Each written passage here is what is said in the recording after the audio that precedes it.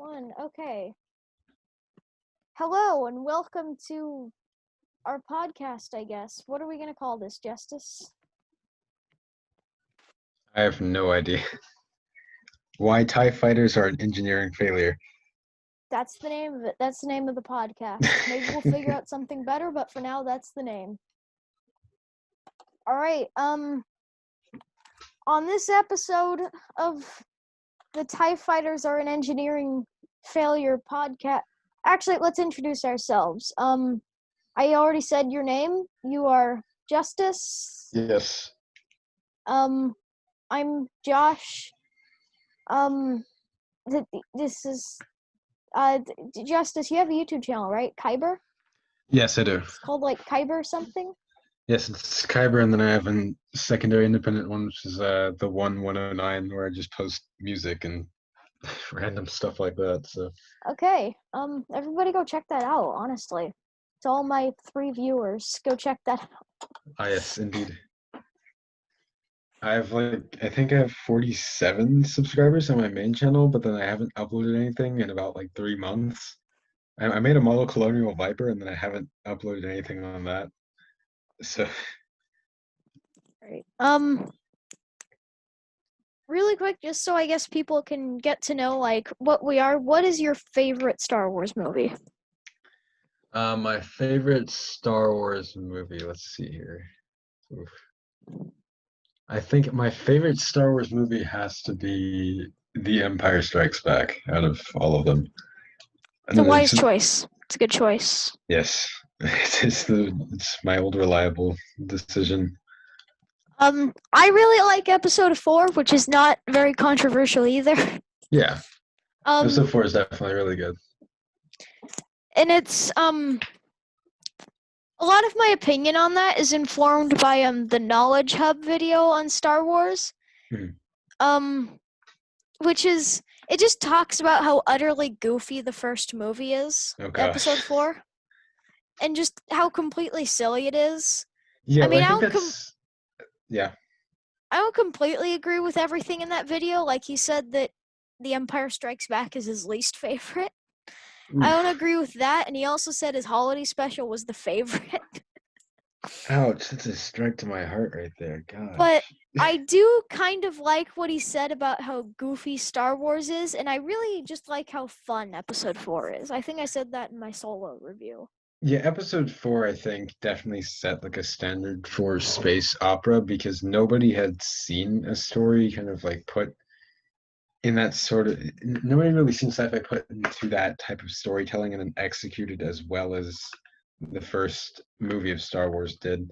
I think it set a lot of interesting science fiction tropes in there as well.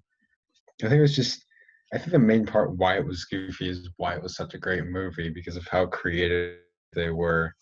Because they could really make anything. It was an expansive universe and everything, so. You're completely right, yeah.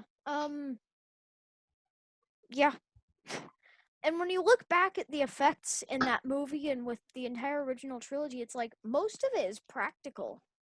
And it's definitely. How do they do that? It's amazing. It's just crazy. And just imagine being during the time it was released in the 70s where nobody's really seen those kinds of set pieces before, and the whole type of thing where they made the model X-wings, but then it actually looked like the people were inside of the craft and flying them. And I think one of the main scenes that really stood out in the form of film production and doing all that kind of creation was the Death Star trench run, which I think, especially back then, would have looked just phenomenal. And it still looks relatively good today, even. Because it's not, they weren't overdoing it with special effects that they could have applied during the time. I think they just, I don't know, they set a good standard. You said Empire was your favorite. Yeah. Which I think a lot of people agree with. It's probably the best the original trilogy, on a filmmaking level. Just in general, it looks it's just so good. It's just a very competently made film. It's a really good movie. I think the setting that they had for Hoth was pretty interesting. I mean, I don't know, I think I might be biased because it's just one of my favorite planets in the Star Wars universe. Like it was just interesting, and I Oh, think they what is your really favorite planet? favorite planet. I would say between Hoth and then trying to think of another one. And I don't remember too many from the new series, which it was not as good as the original series, to put it very lightly. I'd say probably Hoth and then Sullust because I just enjoy industrial stuff. Although they did a good job with Mustafar and the whole scene on there with the Anakin versus Obi-Wan fight. Great scene. Yes, the most easily memeable scene out of Star Wars history. Have you seen that GIF where they're just spinning the lightsabers without even touching their Oh gosh. without even touching them at all, and they're just spinning? Okay.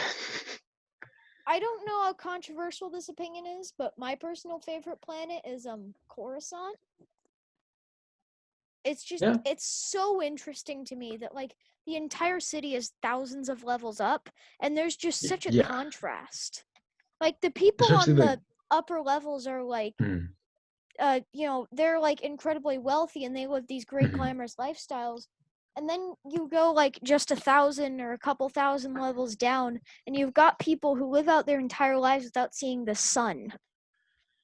Yeah, it's interesting because I think like the infrastructure of the different buildings on Coruscant kind of symbolizes the wage gap and the whole difference between the wealthy and the impoverished. Like these skyscrapers and their levels are literally like symbolism for the social and like financial status, I guess, of the people who live there. And just the setting is neat. I do agree with like the entire like city on the planet and how large it is and how like much area it covers. And just like So, the design, a couple of the night scenes that they had there was really cool, where the entire atmosphere is kind of lit up with all the different types of buildings and stuff.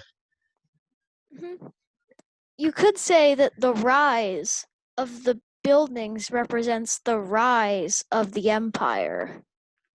That would be pretty neat. I don't know. That does. Did the Empire ever control Coruscant, or was it just Clone Wars stuff mainly?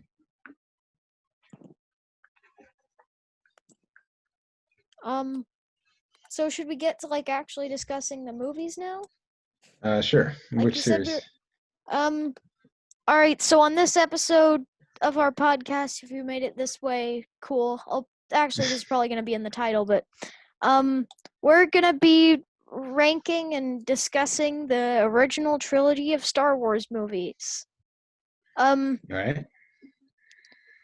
For me, I'd probably rank them. I'd have like episode 4 and then episode 5 and then episode 6. What do you think? Yeah.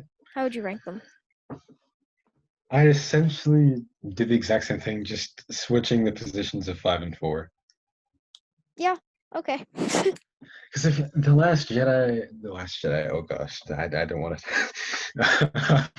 Let's cut that out real quick. The Return of a Jedi, definitely, it was very good. I enjoyed it. I think the main issue that I had with it was I wish they put a lot more time into what made Star Wars, by kind of highlighting the fact by kind of highlighting the whole aerial dogfight over the second Death Star, or at least emphasizing the scale of the battle, which they did, but it felt sort of rushed in order to focus more time on developing the whole suspense between Darth Vader being Luke's father. It's like that on the bridge and the whole fight scene in front of Palpatine, where it's kind of like challenging morals, which would be interesting. I feel like they could have focused a bit more on the general war going on around them without sacrificing too much time to like and doing like finalized developments on the characters and their sort of own separate stories. I think it was neat. Yeah, I agree with you. I mean, Jedi is the weakest of the original trilogy, but I mean, it's still a good movie, like you said. Yeah. There's actually kind of a reason it feels rushed. Did you know? It's just like the time that they had to create it, or Well, George Lucas originally didn't even want to show the Emperor until like episode 9 of Star Wars. Jeez. He estimated that he would need 7 to 10 more sequels after episode 4 in order to tell the full story he wanted to tell. He did not want to constrain it to the trilogy format, but he went through like a messy divorce in the early 80s and decided he didn't want to make any more Star Wars for a while. Jeez. Well, you know what, that could impact his filmmaking career. It definitely is difficult to go through. And I think because then if you don't want to really make any more movies, but you already planned out one that would lead into like an entire array of others, then you just kind of want to wrap the one that you planned out before up quickly as possible. Mm-hmm. Man, I never thought of that, honestly. It's pretty interesting to know. Leia wasn't going to be Luke's sister. It was going to be this other lady called Nelith, who was Luke's sister. How would that have worked? Because they were going to have more movies. Yeah. They were going to have more time, and they were going to have, like, I don't know, episode 7 was going to be about... Well, actually, they were originally just going to have episode 6 be about rescuing Han. Really? Yeah, like, the entire movie is them rescuing Han from Jabba's palace. Oh, yeah. Yeah, they just essentially just constrained it to the opening scene, or at least the first part of the episode 6. Yeah. So it feels like the movie is a lot to get through, right? Like, more than the other ones. Like, it's interesting. Like, at least they didn't do the whole montage thing that The Rise of Skywalker was, but they did seem to go like at a pace where you couldn't tell what was happening, but it's kind of like after the movie you had to put everything in order, or like kind of arrange the things that occurred. It's like, oh, Han is captured. Oh, and the Empire is building a second Death Star. Yeah. Oh, and Yoda just died. Oh, and Luke and Leia are siblings. Oh, and Luke has got to go deal with the fact that Darth Vader is his father right after finding out that Leia is his sister. And he's got to fight him. And he's got to fight the Emperor. And they've got to overthrow the entire Empire while dealing with all of this other shit. This is a family-friendly Star Wars channel. I will not tolerate Okay, such you know language. what? I will bleep it out. I will, yeah, I'll bleep it out, okay? Nice. I mean, I did say the F word in my sequel trilogy review. I see. But I think it was warranted. I was asking where the Rebel fleet and where the Sith fleet came from. Because, like, those came out of nowhere. Wait, which one? In episode 9. What part in episode 9? I don't remember too much from it. The two... It was kind of a reaction to the two different parts. Oh, yeah, where the part has where all the Star Destroyers on Exegol. Yeah, and then the other part where all the rebel ships just suddenly come out of hyperspace. Like, why? What was up with that? Okay, in the Mandalorian, if they had the transponder that the one rebel guy had, and the Mando essentially stole it and then like snuck it onto like the cargo belt of one of the prisoners that he rescued and brought back, if that transponder only called in like a standard flight of X-wings, like 5 X-wings to bombard the station, why did like at least like a somewhat modified one to reach like say a planet or a more broadband sort of comm spectrum, like how did that summon like 5 planets worth of like aerial military force? Plus, it really backtracks on the end of The Last Jedi, right? Yeah. I mean, because there's... Sorry, go ahead. Sorry. I mean, I know you don't like The Last Jedi, but they shouldn't have spent like 3/4 of episode 9 retconning episode 8. Exactly, and if you're going to create the whole feeling of the Rebel Alliance being essentially an underdog faction again at the end of episode 8, where there are only a few people on shuttles going to Crate essentially to live on there for a while before moving to another planet that they can inhabit and sort of set up a temporary base. You can't just have that sort of feeling be implanted into viewers and then just throw it out the window because they can call an entire galaxy worth of like firepower now. It's like, so they're not The on the sequel, losing side. They don't have the odds stacked against them. They can just do yeah, that. the sequel trilogy should have just stuck with the New Republic. Yeah. Okay, I don't know how controversial of an opinion this is, but I've said it before, but if you were going to repeat a trilogy with the sequels, you should have repeated the prequels.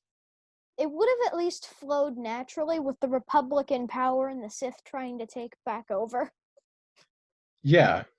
Just That could work. recast Han and Leia's son as Anakin, and boom. That'd be interesting to see it taken from that position.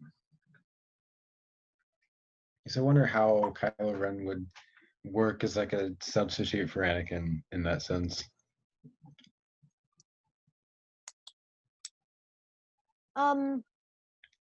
They did this in the Expand universe, but I think it would have been cool to name Han and Leia's son Anakin.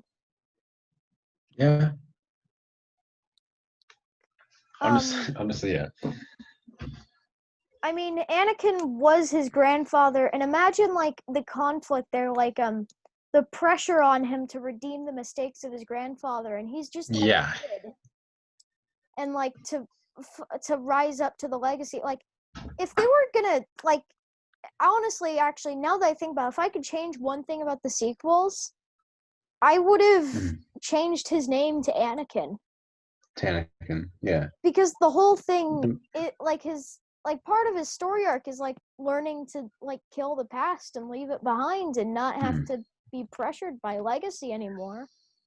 Yeah. And if he has the name, if he has like a similar name to his grandfather and having to like take up the mantle as essentially the new, not really Skywalker, obviously, but sort of the new generation version of Anakin Skywalker, kind of like the burdens of that being placed on him would be interesting to see how he overcomes that in the films, rather than just having him overcome like the grief after killing Han Solo. It's like, okay, I mean, that hit hard, but then what else do you really have as a character to really overcome? There was nothing else apart from the whole connection between him and Rey, which went every which way possible, and it was a convoluted mess. I honestly feel like we needed like a movie or a TV series in between episode 6 and 7, like starring Kylo Ren or Ben Solo or Anakin. Kind of like expand on his character, sort of. Yeah, like I mean, there's a lot of stuff that happens in between episode 6 and 7. Like, more stuff happens between episode 6 and 7 than episodes 3 and 4. Episode 7 does not evolve naturally from the new status quo set by the end of episode 6. Because, like, all of a sudden, the Empire is back. Oh, and early in the movie, the New Republic, which we literally spent the last 3 movies trying to build, is gone. And it's like it retcons the original trilogy in an effort to be just like it. An immediate abrupt change. Yeah. Like there's no explanation as to how, because even if you are going to do something like that, just release a separate like independent film, or like you said, an independent series of like episodes kind of showing how that process occurred, or just let it flow naturally. You don't need to completely switch it around again for a new trilogy. Has gotten really off track from talking about the original trilogy. Yeah, I mean, I guess in a very vague sense, we're talking about why the new trilogy is why the old trilogy is much better than the new one. Hey, sequels bad gets upvotes. Oh my god. Pretty much. I will admit there were some good memes from the new trilogy. That is about it. Okay, I have exactly 6 bullet points about episode 4 here. Nice. And then no other notes. Let's see. Episode 4. I tried to treat it like it was the first movie, like in the series. Like there's nothing that comes before. The opening crawl really does tell us all that we need to know. Mhm. Like it really sets everything up. Like, oh, there's the Empire, and they're building a Death Star, and they're trying to get the plans that were stolen. Cool. Yeah. We're right here. We got everything. Awesome. They do something to like instantly encapsulate the viewers with the fleeing Tantive 4 Corvette against the Imperial 1 Star Destroyer, and they instantly make a sort of scene that class. Yeah, Imperial 1, right? Imperial. Is that what it's called? Is it called an Imperial 1?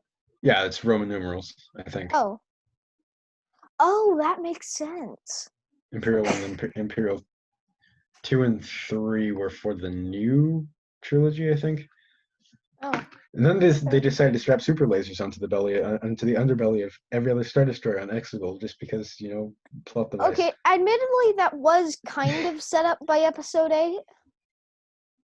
Because they say that they've got, like, miniaturized Death Star tech to blast the door down. Yeah. I mean, it's not quite at the scale where it's, like, literally a miniature Death Star. Yeah. But it is kind of set up by Episode 8. True, because they didn't fail the cannon prototype. Yeah. To play devil's advocate, it does kind of make sense. Mm-hmm.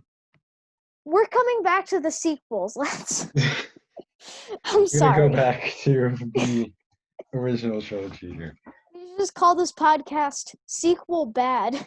Sequel Bad, get up vote. Two people talk about the sequels under the vague. Yeah, do you want to make just quick little question? Do you want to make an entire second episode dedicated to Rogue One? All right. And then I said that one trooper looks like Harrison Ford. Do you know what I'm talking about? One trooper looks like Harrison Ford when he disguises himself as a stormtrooper? No, that one rebel trooper on the Tantive 4, he looks like an older Harrison Ford. Really? Like a slightly older Harrison Ford. Like maybe 15 years older than he is in this movie? 20? Strange. And I remember reading on Reddit a while back, like, before we knew what the Clone Wars were, someone said that, like, I don't know, I think it was like their older brother or something, told them that Han Solo was a clone of that rebel trooper on the Tantive 4. Oh my gosh. they put his genetics into cloning cells. They made a replica.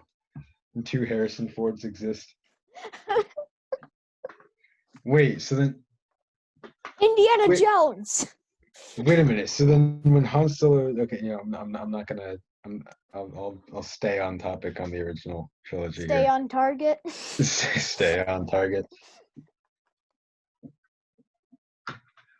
Yeah, but like the Death Star, the original Death Star trench run was fantastic.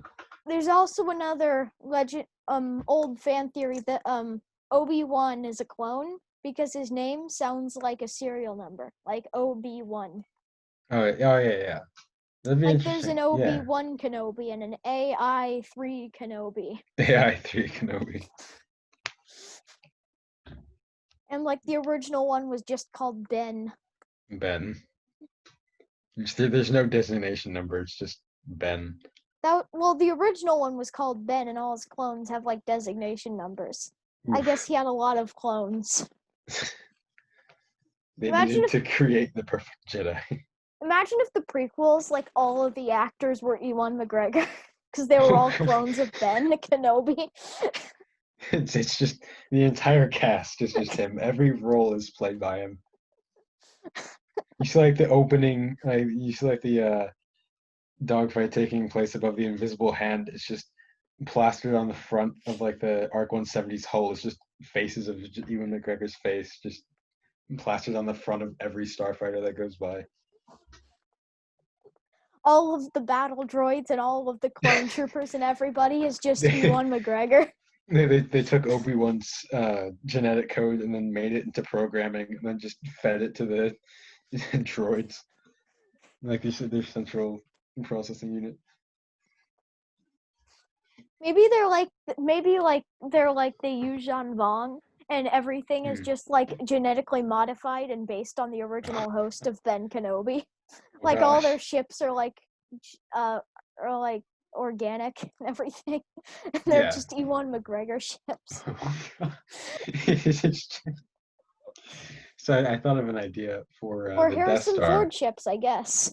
Yes. It's my personal headcanon that they made a bunch of clones based on that original Rebel Trooper host, and Han Solo was one of those. And then some of them got on a spaceship and went to Earth, and there was one that became like Indiana Jones and one that became the guy from Blade Runner. Oh my god. They just use the hyperdrive to just they just do like some crazy warp time space continuum physics and then just end up in alternate timelines. The Outbound Han Project. The Outbound Ford. My God. Harrison Ford driving a Ford that he cannot afford.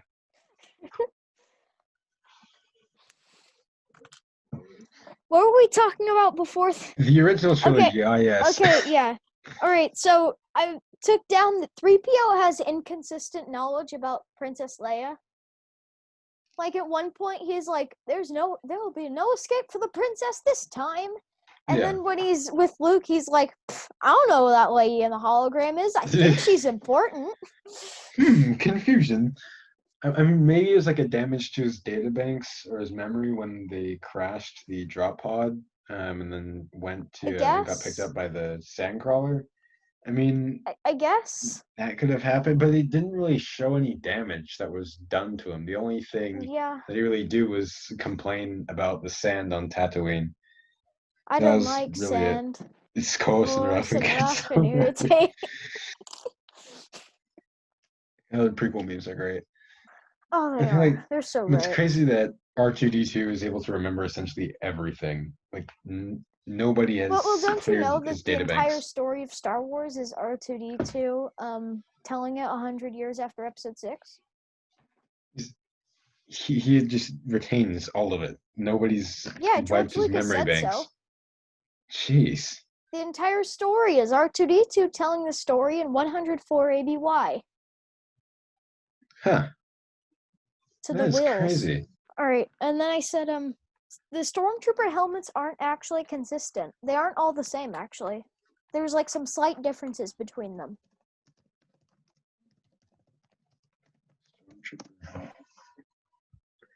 Is there like just slight differences in like the markings on the side or the it's larger it's differences? slight differences in like the molding. Like it's clear that these differences weren't intentional, but like they do look slightly different, like from helmet to helmet. Because they weren't all just CGI like the clone troopers. Yeah, they were able to they had to like physically create each type of helmet. Or then like if they were casting like the same people to act as like the same troopers, they just used the same ones. Especially the one that Mark Hamill wears in the movie. It looks a little bit different from most of the other helmets. Yeah, I mean, let's see. I'm looking up the scene to see what happened. Like it doesn't really I can't really see the helmet all too well, but it does seem like it. Oh, and then two notes, which I think go together. These are my last two, so we're gonna lose all structure after this. Even less than we had before. Oh my gosh. What's up with the Rebel helmets? Those are goofy, and then I wrote this whole movie is super goofy. Yes, it is. It's a very silly movie. And people just keep trying to pretend like Star Wars is a serious movie for serious boys. Serious. With giant slug monsters and wizards with laser swords. Wizards with laser swords. Out in space where there's sound in space. There's sound in space. Ah, yes, indeed. And there's apparently air in Star Wars Space too because Oh yeah, ships because the slow X-wings down. exactly because the X-wings can function like planes in space. There's no RCS on any of them at all. There's no because apparently it's not zero gravity. It's just that there's Yeah. why no. I mean, it's cool. Obviously, it definitely adds into like the cool like kind of whole Ace Combat feel or like space Top Gun sort of. But it's And that's why it's not space realistic. opera and not Yeah, sci-fi. not sci-fi or hard sci-fi because it doesn't apply. It's space fantasy. Yeah, because you don't see an A-wing fly and then fire RCS on the sides of its engines to spin and then reorient itself and then fly in another direction. It just slows down and then just does like a 180 and then just pulls upward. Yeah, it's just none of anything in Star Wars really makes any sense except in like the expanded universe where people treat it like actual sci-fi. Yeah, I mean, I guess. Because I can understand how they could make Star Wars more of like realistic science fiction, but of course, upon the creation of the first movie, no, definitely space opera. I would say that The Empire Strikes Back definitely has a different tone from the first movie. It's Mhm. not bad, it's a lot less goofy and weird.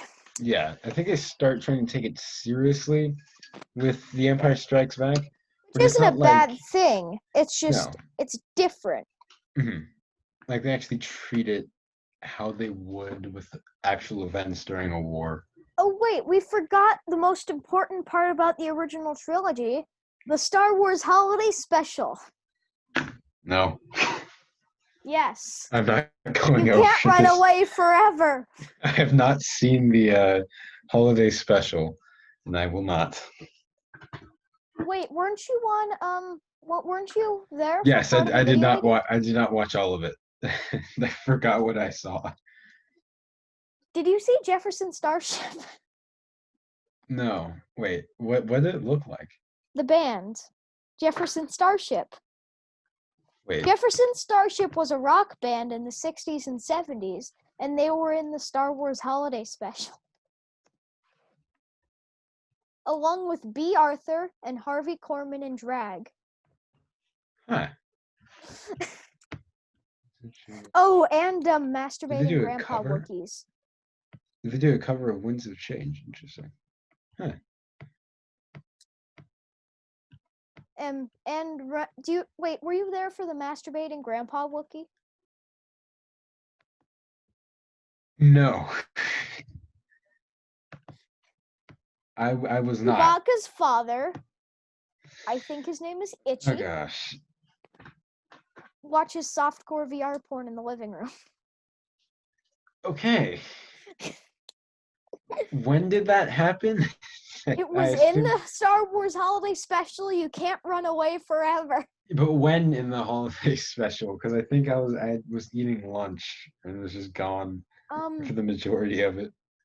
I forget. It was during the part where the Wookiees are at their house alone, growling at each other. Growling at each other. Wait, no, the store owner would have delivered it. Mm.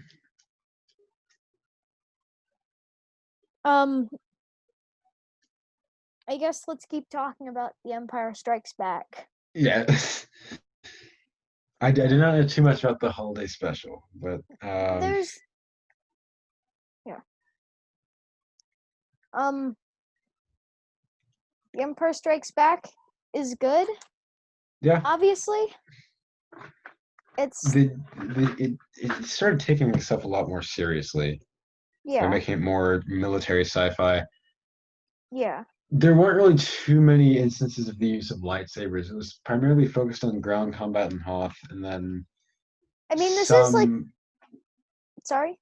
yeah, and then there's like some internal conflict with Lando originally, and the decision to allow the Empire to land at Cloud9 and essentially sabotage the rebels originally. Lando, I believe, is probably the first non-white cast member in a Star Wars movie other than Yeah, James Earl Jones. which is a bit problematic. Yes, indeed. I think they didn't really make a mixed cast, and for a movie that's supposed to be a movie with a universe that's supposed to be as diverse and interesting as the ones in Star Wars, it's like you would think there are not a whole lot of characters who aren't like straight white males. Yeah. Like that's the majority of the Star Wars characters. Pretty much. They made a girl focused toy line of Star Wars female characters, and there's like 5 characters. Oof. That is a major oof. They really need to work on that. I mean, there's probably still heavy tensions regarding race and gender, especially during the late 70s. Yeah. But it's like, come on, I'm going to venture slightly off topic and go to the new trilogy for just a slight moment. But what that did right was the diversity. Yeah, but then it's like for African American leads, you have Finn, which they did a great job doing his backstory, and John Boyega did a good job very acting as interesting him. character. And then they trashed his entire backstory essentially by the 9th movie. Yeah. I think they could have done a lot differently. But okay, we're getting back to the sequels. Stay on target.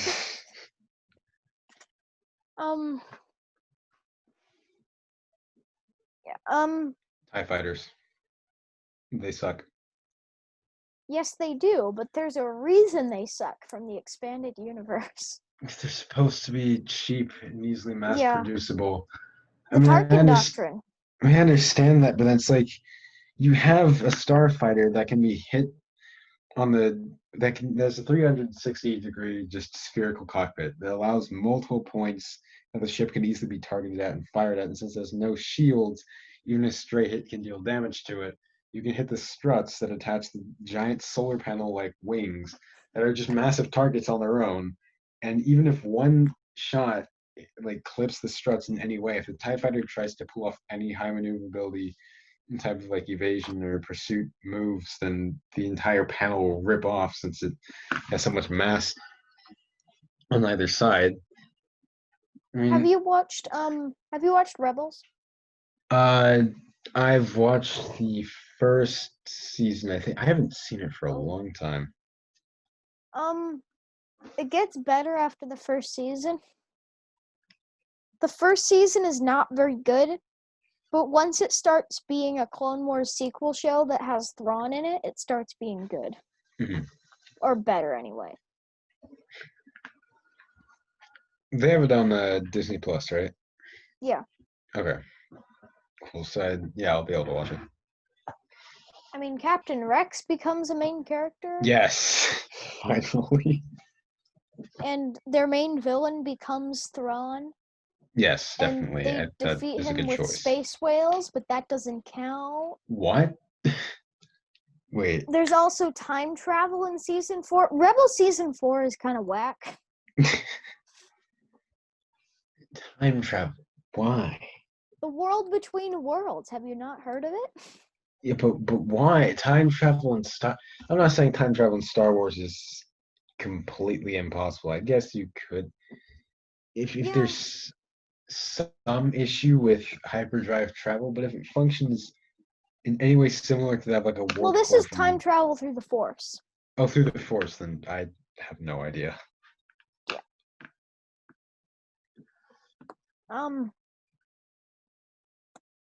And the original... I'm trying to think of this one specific part from it. I haven't seen the movies for a long time. What was the thing? Oh yeah, the E11. One of the things that confused me on the E11 was that in the original trilogy, it's used as a blaster pistol, but then it just serves as the Empire's primary rifle for the rest of the future movies. What do you mean by pistol? So the E11 Like you know when Luke and Han they steal like the stormtroopers' outfits and equipment, and they Yeah. hold the E11 in a way that you hold a pistol. They fire it like you'd fire a pistol. There's no constant like stream of blaster bolts like one after the other since it is supposed to be a Imperial blaster rifle. It's just like one. It's just pew. Just I don't get it. They have different consistencies with equipment and how they're used in Star Wars. Pew pew.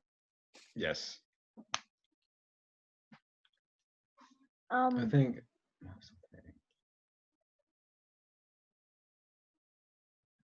All right. Yoda. Yoda's cool. How old is Yoda? Yoda is 900 years old in Episode 6. Does he die at 900 years old, or does he live? Yes. Okay. Which is 'Cause I weird because he doesn't seem like he's dying at all in Episode yeah. 5. It's like he turns 900 and he's like, well, time to die. I guess that's just the age where I don't. The aging for his species is kind of inconsistent now with the Mandalorian. Yeah.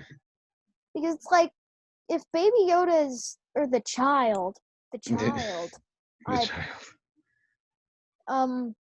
is like 50 years old. And Okay. he's like, what, the equivalent of like a human 1 or 2 year old? Hmm. Then Yoda is like 18 or 36. So he's 50 and it's 900. Yeah. Yeah. Then wait a minute. Does Yoda's species just spend a lot of time as kids? And then, I mean, wait, but Yoda says he trained Jedi for 800 years. Do they just grow really fast after 50? I guess because if I don't even know. I mean, If Yoda's got to be training Jedi by 99. by 90, yeah. That's crazy. Yeah. And then he just dies right after because plot reasons. There's a theory that it's like doing the training that turns you into a Force ghost ages you rapidly. Okay. Like that's what happened to Obi-Wan and that's what happened to Yoda and that's why they look so old. Yeah, that might be why. Which makes sense, I guess. Mm-hmm.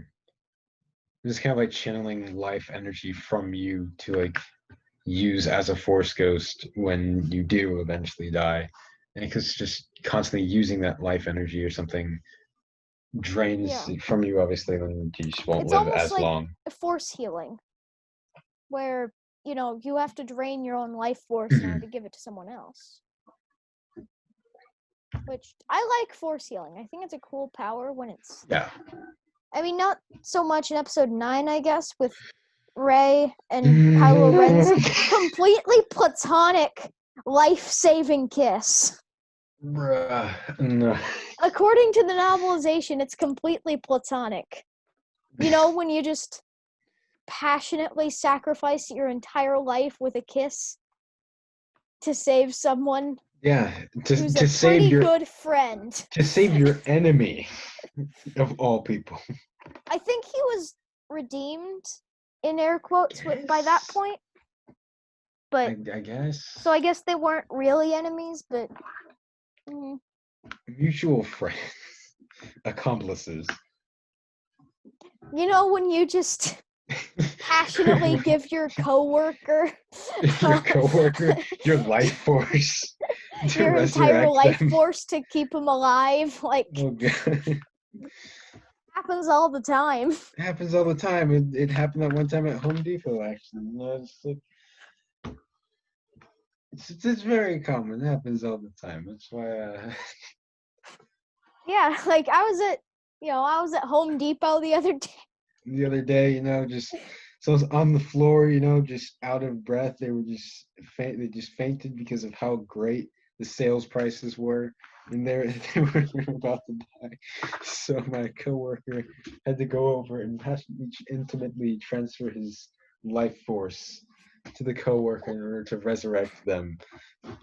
Is it like Is it like CPR in the Star Wars universe, where it's like It's completely pretty platonic? much extremely emphasized and over dramatized CPR.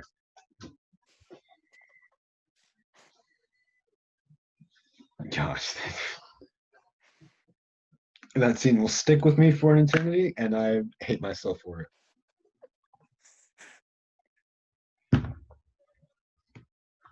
Were you banging your head on the table? No, I was putting my bottle of green milk back on the table because that is what Luke Skywalker drinks in Episode 8. It's just water, but why did he get the green milk? Why is that a thing? Hey, they had blue milk. They did, yeah. I mean, but I'm like when I originally watched it, I thought it was a smoothie for some reason. I was like, okay, don't This know is why my favorite animal on the whole planet. The smoothie cow. smoothie. I guess you're just drinking a smoothie out on a desert planet, just vibing on Tatooine, drinking a smoothie. I feed it a bunch of fruit and protein powder, and There you go. Just and I produces a milk it, smoothie. and it gives me a nice green smoothie. There you go. Oh yeah. I'm cutting that out. That was stupid. On the topic of the original trilogy, I'm trying to Oh, is think that of what we were the. talking about? Yeah, it was. Really? Apparently, yeah. The scene on Hoth where Han Solo and Chewbacca go after the probe droid to Oh, destroy it. frick. My Darth Vader Pez dispenser fell over. Did you hear that? Oh gosh.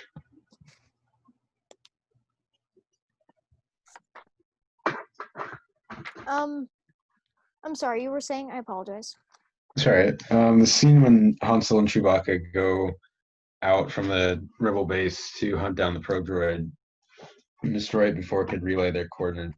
Like just little action scenes like that were pretty cool to see within the movie. Like it kind of showed how Star Wars didn't have to be like always these grandiose space battles or have like these crazy lightsaber fights. It's like you could have just standard kind of little action scenes like that and still build up like a similar amount of tension because of how high the stakes were if the probe droid succeeded in its mission or its carrying out its programming. Like Yeah. little stuff was pretty cool to see. I think Empire has the first great lightsaber duel of the franchise, although that's not necessarily a controversial opinion. Within the Cloud City thing, Yeah. that was really good. I mean, unless you count the duel in the Expanded Universe book, Splinter of the Mind's Eye, which came out in 1978. I've not heard of that one.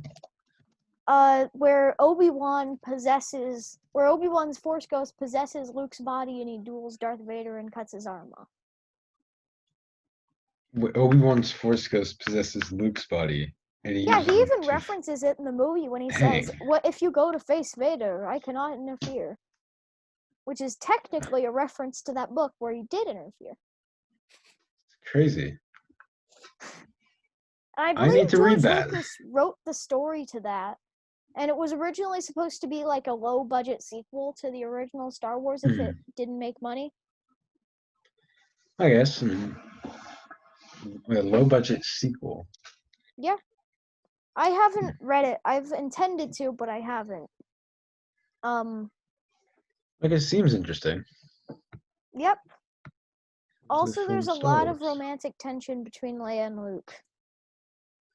Of course. Which is just more proof that Lucas did not decide they were sisters until like 1982. Dang. And that's when you had to redo the whole thing.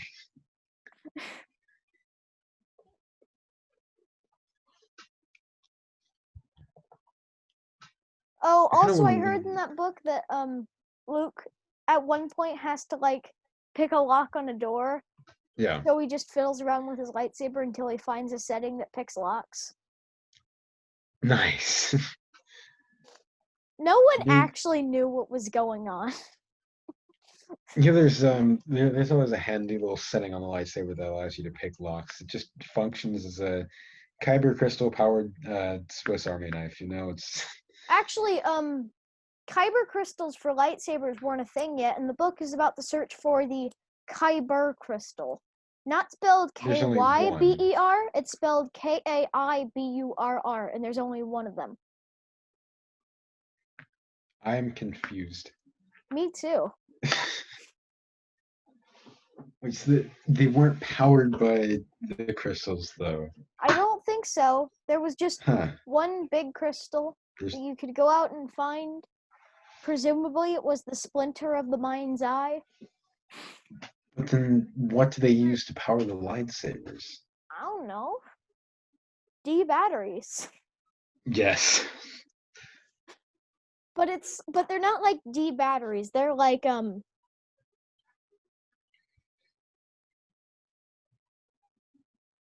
Hold on one second.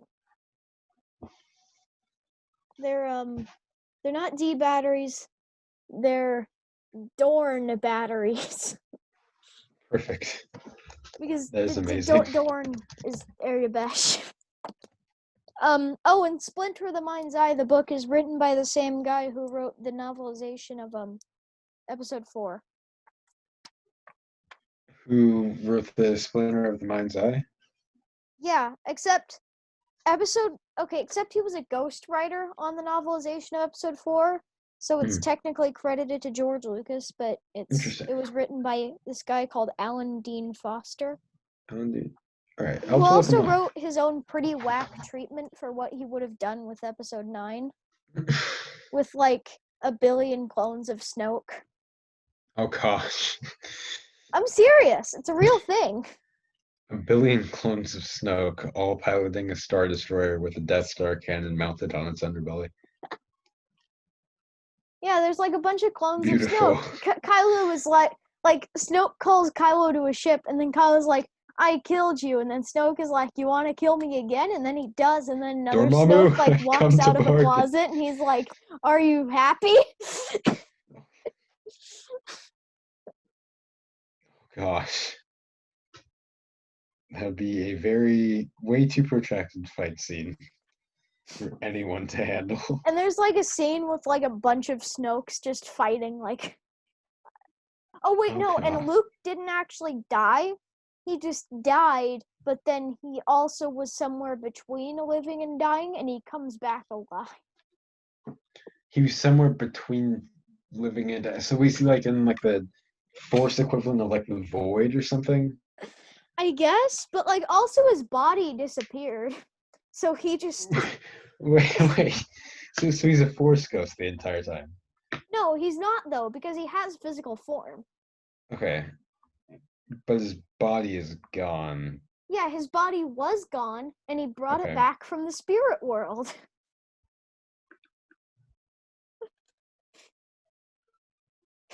Wait.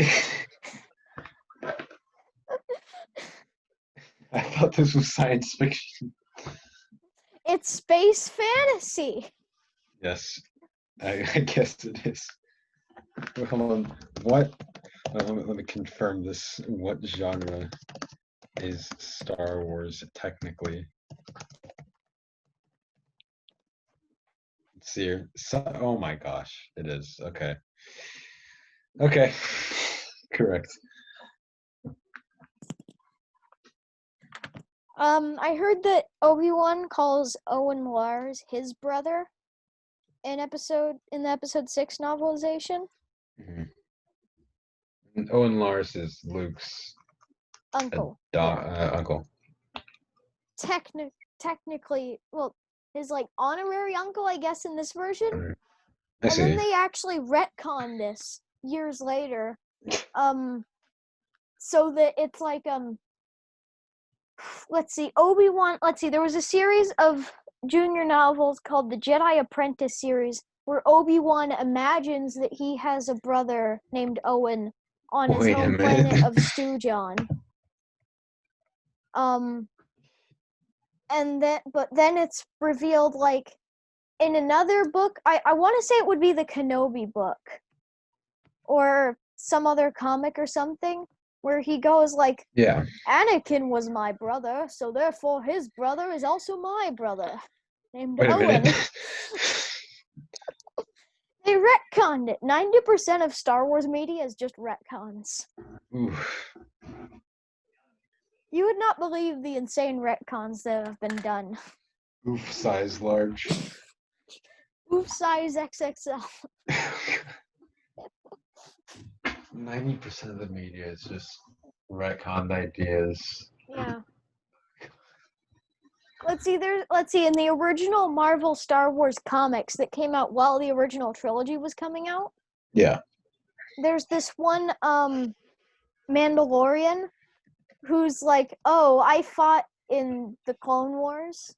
The Mandalorians fought for the Empire, I guess, and there were clones involved somehow, and we were supposed to kidnap Princess Leia or whatever.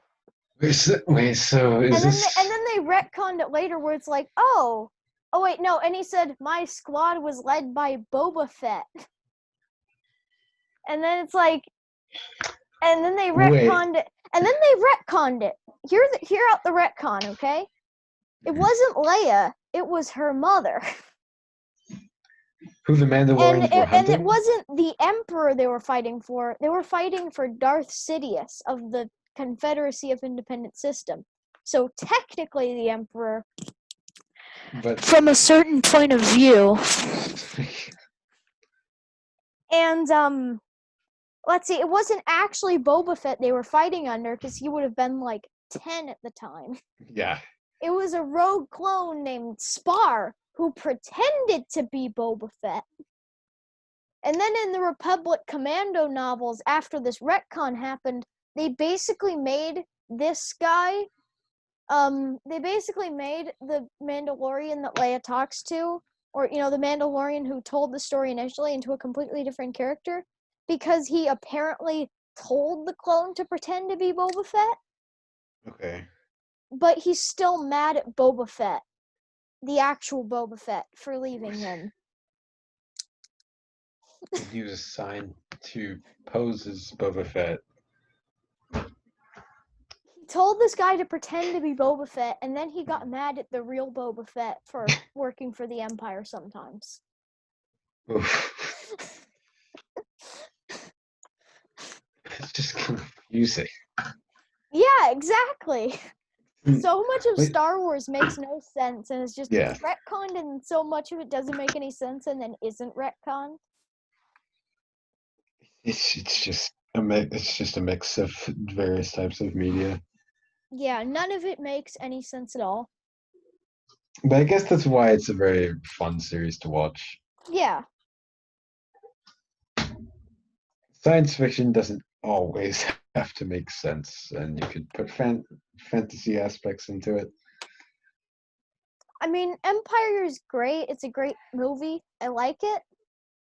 It might take Star Wars a tiny bit too seriously, though. Yeah.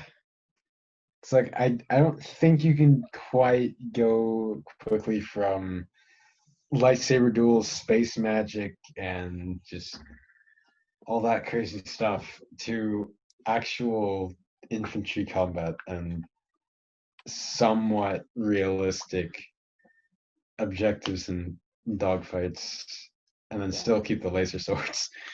Yeah.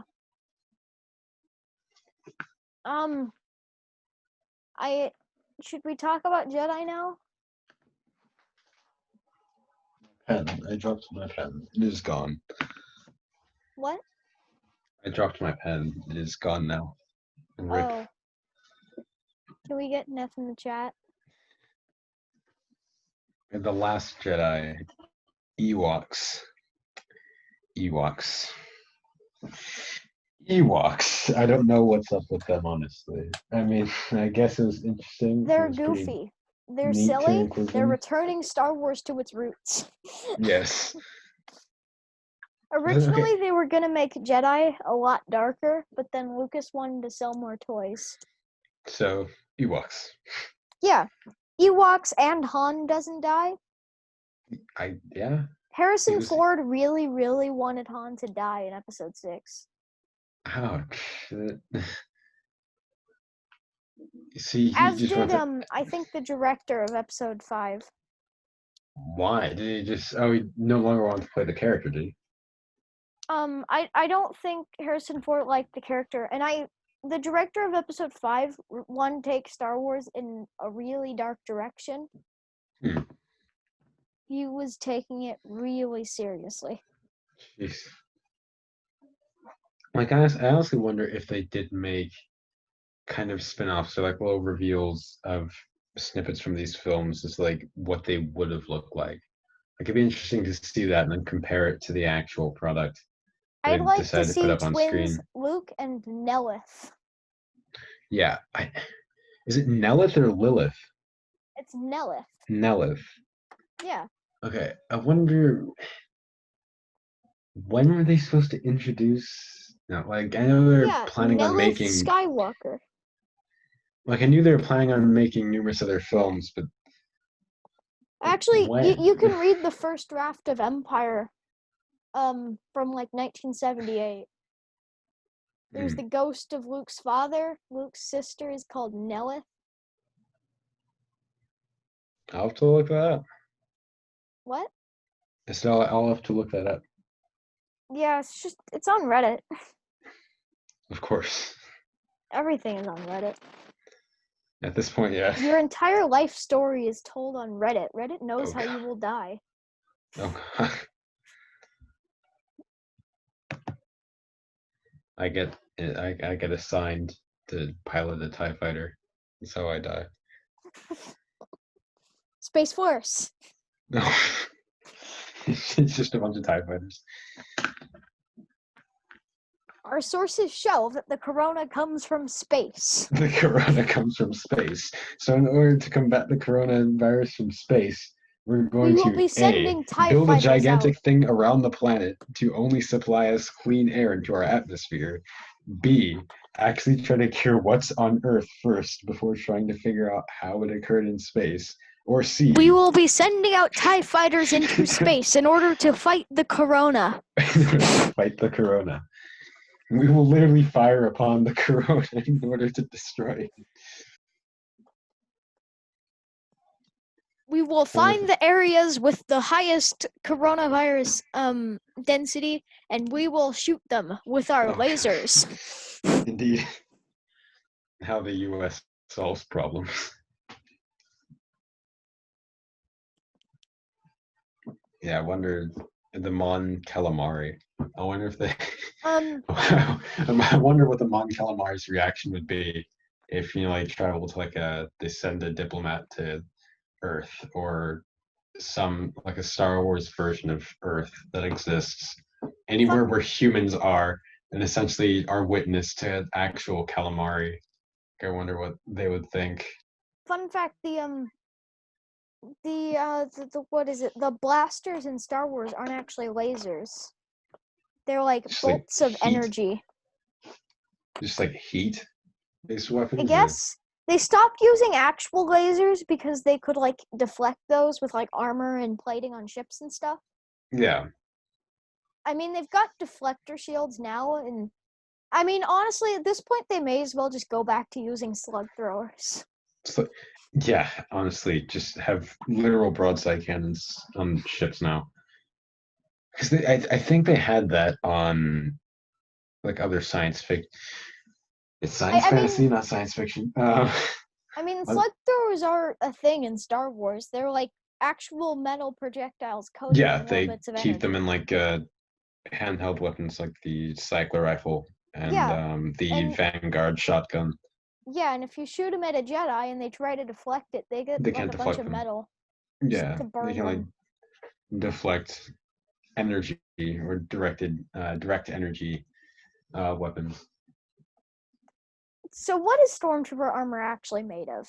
Like in universe? Plastic. Like it's all just plastic. It doesn't do anything. It's just plastic. I think that was a joke in like the Phineas and Ferb Star Wars special. Oh gosh. Is there like, let's see, it's like the Buford Stormtrooper punches the Baljeet Stormtrooper, and it's like, what? You got armor? It's plastic. Plastic. There's no armor for Stormtroopers, right? I honestly feel so bad for people who enlist into the Empire, Why and is clone armor so much better? Like, if you look because the at that, Republic actually took the time to develop proper armor for their infantry, I whereas the guess, but they Empire also just only had like a few million soldiers. They had like one soldier per planet. hmm. Maybe even less than that. They might have had like 0.2 soldiers per planet in the galaxy. Jeez. I guess. I mean, would the armor have to be like this under the same easily mass producible kind of factor like TIE fighters would? I mean, if you go by the Yoda Chronicles canon, which I always do, you know what the Yoda Chronicles is, right? Maybe not. Okay, I'm talking about the original trilogy of Lego Yoda Chronicles TV specials from the early 2010s. Uh, Have you seen the Padawan Menace? no. My gosh, man. I've seen the It's all on Phantom Menace. YouTube. The Padawan Menace. It's a Lego TV special from like 2011, 2012 about a young Han Solo pretending to be a Padawan and meeting Yoda. Hmm. It's a Lego TV special, and to me, the Lego specials are the one true Star Wars canon. Oh my gosh. Okay? Alright, they are the one true Star Wars canon. At one point in an episode of the Yoda Chronicles, I want to say episode 3, the Grievous said, like, they're entering an asteroid field, and Grievous says, I saw this in a movie once, which proves that Yeah. The Empire Strikes Back is a movie in the Oh Lego my Star God. Wars canon, which Oh means my that God. all of the Star Wars movies Oh my are gosh. non-canon. Those are fiction within the realm of Lego Star In the realm of like Star Wars, oh gosh.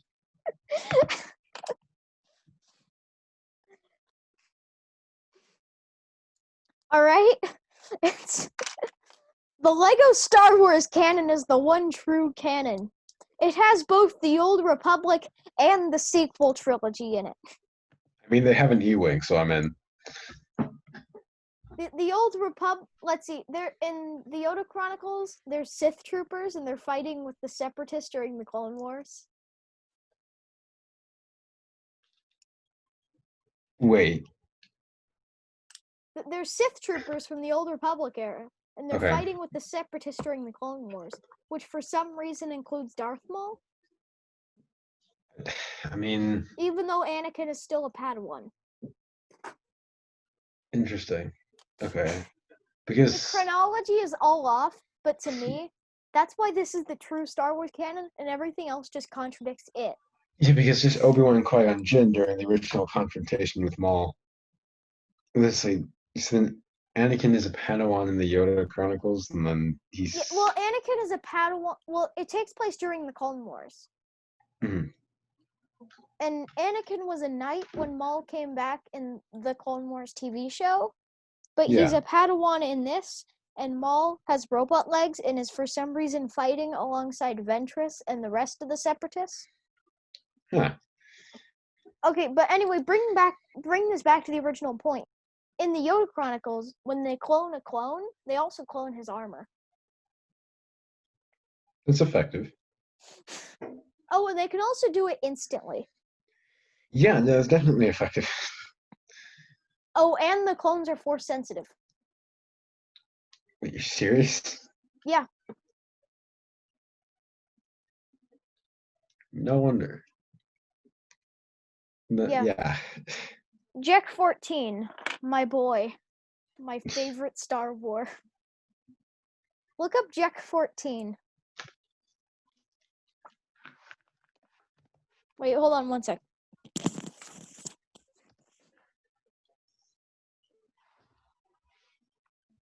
Oh, yes, indeed.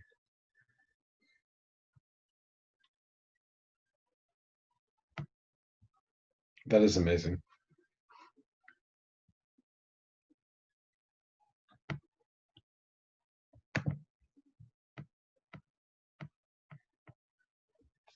It's an interesting concept as to how they make the clone troopers force sensitive. I'm sorry, could you repeat that? I didn't have my headphones in for a second. I'm sorry. It's all right. It's an interesting concept on how they make the clone troopers like force sensitive. Like they're able to use force lightning and wield lightsabers. Well, yeah, Well, actually, they were planning on creating a bunch of Sith troopers initially, but then Yoda and Mace Windu and Commander Cody thwarted them, and so they only made one called Jack 14, my boy. My favorite Star Wars character. Jack 14 Nice. from the Lego Star Wars canon. Oh my god. He shows up in most Lego Star Wars stuff made after the Yoda Chronicles, and that's just amazing. Just have him like do like a cameo. Yeah, he's there in the sequel to the Yoda Chronicles, the new Yoda Chronicles series, which is on Disney Plus. And they have him there in the Freemaker Adventures TV show for an episode or two. Nice. And he's actually the maker that C-3PO refers to. Really? Well, I mean, yes-ish.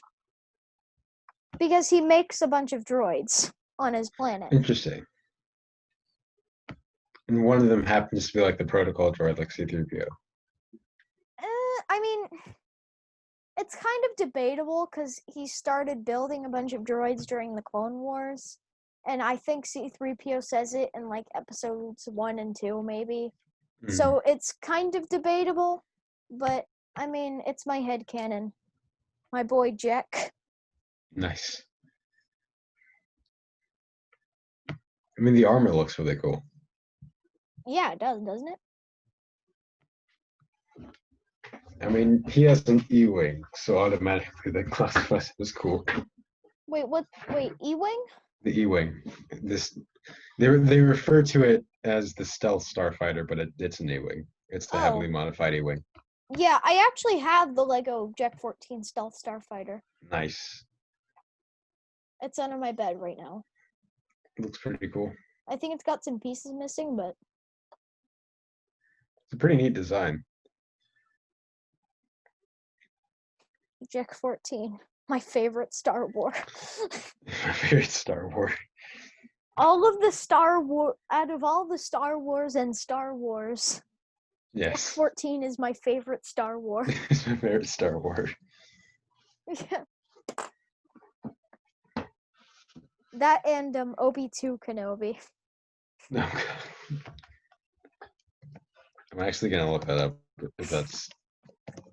It's the call sign of Ewan McGregor's brother, who's in the Royal Air Force, is Obi-2 Kenobi. Oh my gosh, that's awesome. Yeah. That is amazing. The fact that, oh yeah, that is awesome. Okay, we're back off target again. I'm sorry. Let's talk some more about episode 6, and then do you want to end this? Sure. Okay. Episode 6. I kind of like the Ewoks. I don't know. They're pretty cool, I guess. Like, it's definitely interesting to include an them. allegory for the Viet Cong. Wait, what? I knew that was gonna get a what? They're a reference to the Vietnam War. Okay. Kind of. Okay. The Ewoks versus the Empire, they were made with a bunch of different wars in mind, where the technologically less advanced underdogs fight the big evil Empire. And in one of those ideas, I mean, you've got like the American Revolution, and then another one is the Vietnam War. Yeah. Where the Ewoks are the Viet Cong and the Empire is the United States. Oh my gosh. Actually, George Lucas basically created Star Wars to be an allegory for the Vietnam War.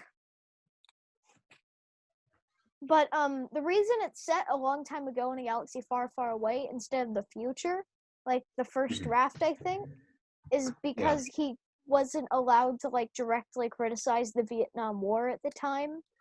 like with Yeah, the 'cause it was only actual about like a Earth. decade or so after.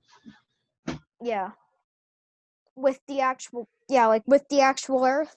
So he was like, oh, it's a long time ago in a galaxy far, far away Far where away. the space Viet Cong fights the space United States Empire. That is pretty creative. It's just a little clever way to avoid that, but still get the message across.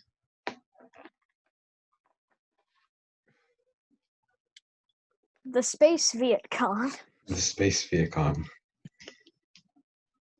I'm gonna write a space opera now called The Space Viet Cong. Oh my gosh. It's just It's a space science opera fiction movie. retelling. Yeah, it's about the space Viet Cong. Yeah. It's sci-fi retelling of the Vietnam War. Yeah. From the perspective of those fighting in the Viet Cong.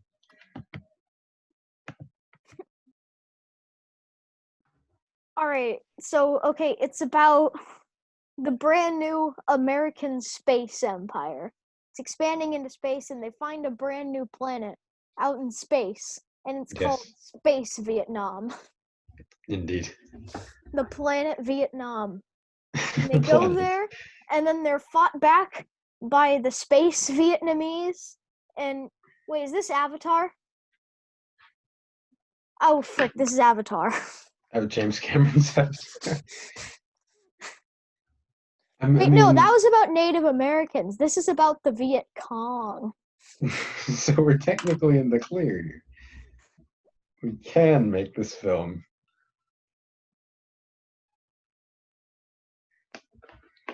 Yeah, it's about the American space empire fighting the space Viet Cong. Yes. Not in space. Yeah. They're on the ground. They're fighting on the jungle planet. Exactly. Defeating the evil space Vietnamese. Okay, you know what? This was funny at first, but I feel like it's less funny now. It's like Ewoks. Yeah, I could just this went from Ewoks to developing the space Vietnam.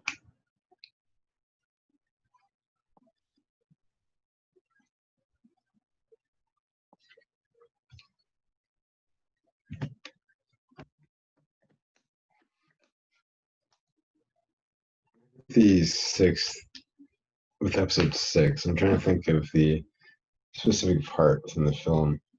Like I like the different types of shots that they do. I like the different landscapes of the imperial sort of like industrial setting mixed in with the more natural setting of Endor, and kind of a little comparison between that and kind of talking about like the Empire's colonization.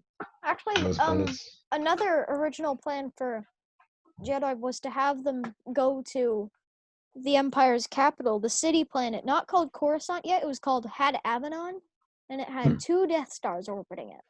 Oh my gosh. You have planet killers orbiting a planet. Genius. Well, yeah, it's to deter anyone from coming up to their planet. Yeah. I mean, because I guess the Death Star was used in anti-ship warfare, because it could destroy like Mon Calamari cruisers and larger capital ships. Was there actually a Battle of Mon Calamari? I don't know. I don't know if they actually included one or like written one out for either the film or for a novel. Calamari. Like, I thought it was clever, but now I'm not actually sure there was a Battle of Mon Calamari. There was. It is the Battle of Mon Cala, also known as the Battle of Mon Calamari, was fought during the Clone Wars on the aquatic world of Mon Cala. The Grand Army of the Republic Jedi Order.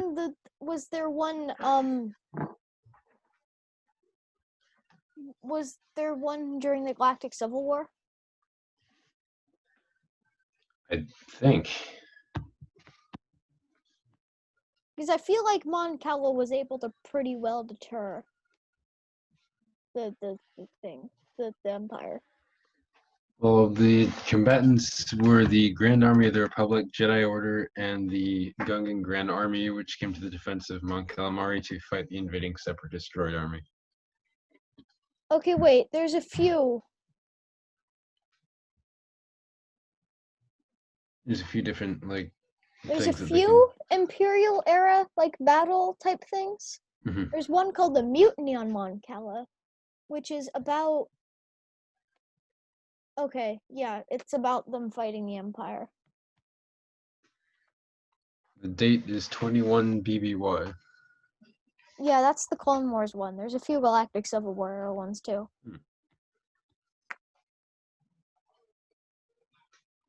My boy Jack. All right.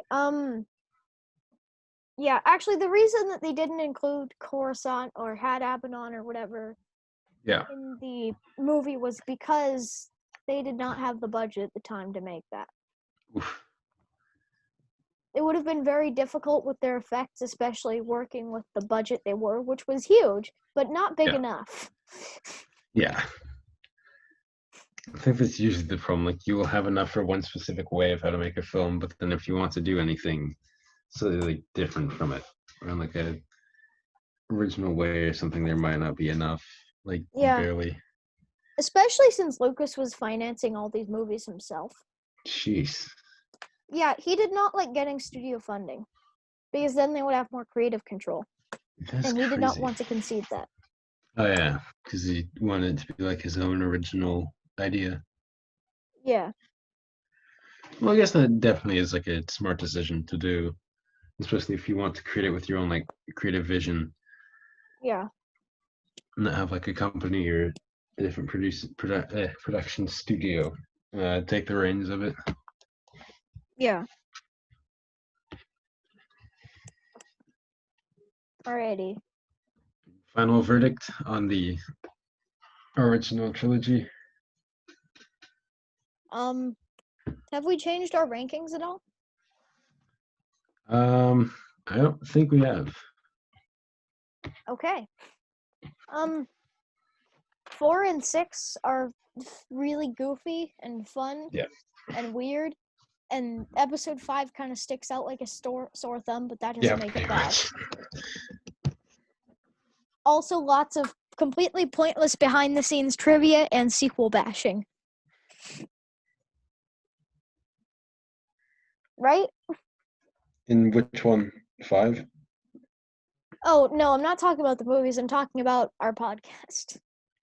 Yeah, pretty much. Lots of pointless behind-the-scenes trivia, sequel bashing, and desperately trying to stay on target.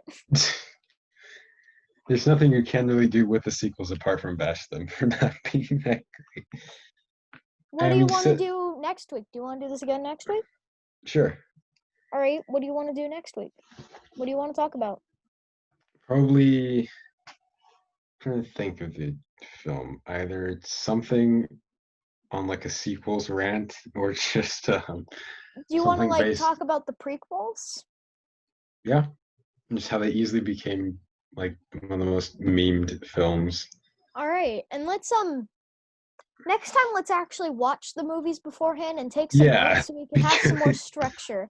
I feel like the structured parts were the best parts here. Yeah, we actually had something to talk about consistently rather than just. And after my 6 bullet points, it just kind of collapsed in on itself. Yeah. Okay. Ultimate verdict on this podcast is that most of it was not very good. Most of it was not. It wasn't based on a consistent topic. Yeah.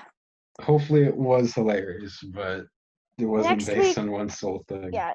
I'll edit this down, and next week come back, and we'll hopefully have a better video for all of our collective 50 viewers. We'll my 3 plus your 47. Beautiful. Don't you have 10 now? What do you mean? On the YouTube channel. Oh, I have 10 subscribers, but I have 3 viewers. Oh, I see.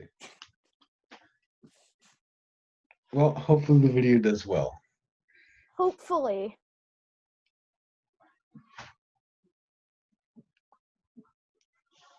Alrighty. Well, stay tuned for the second episode where we talk about the prequel films, Star Wars meme culture that originated because of them, with a more... I actually have 14 subscribers, but my Nice. video on the sequel trilogy got 6 views. That's still pretty good. 6 views. 6 views. Okay. Have a good night, everybody. I don't know when I'm going to upload this. If I upload this in the morning, then have a good rest of your day, I guess.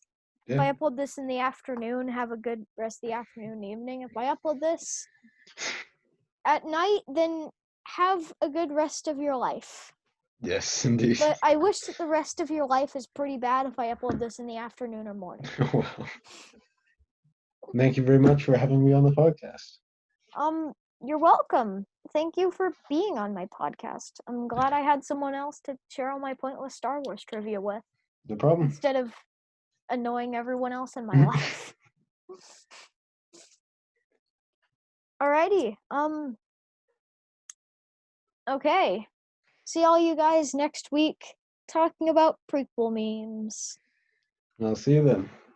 Okay. Bye. See you.